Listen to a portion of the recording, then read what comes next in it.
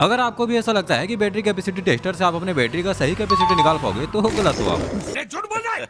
अच्छा मतलब मैं झूठ बोल रहा हूँ। या तो सबसे पहले आप ये देखो, अभी जब मैं इस सेल का कैपेसिटी निकाल रहा हूँ तो आ रहा है लगभग 810 mAh, पर दूसरी बार जब मैं इसी सेल का कैपेसिटी निकाल रहा हूँ तो वो आ रहा है लगभग 673 mAh। अब आप मुझे बताओ कि आखिर कौन सा सही है, बताओ ना। चलो मैं ही बताता हूँ उससे पहले।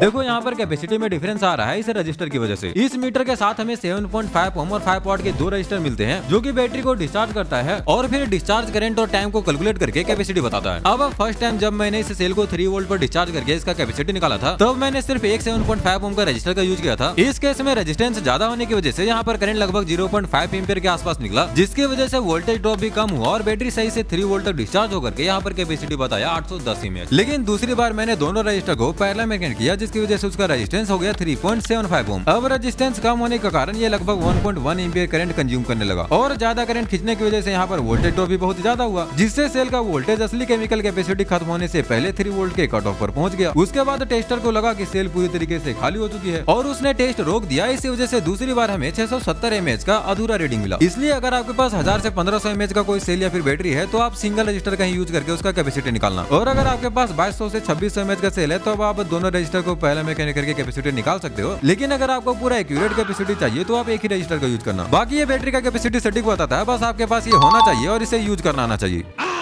यही बात तो हम तुम्हारे मुंह से सुनना चाहते थे।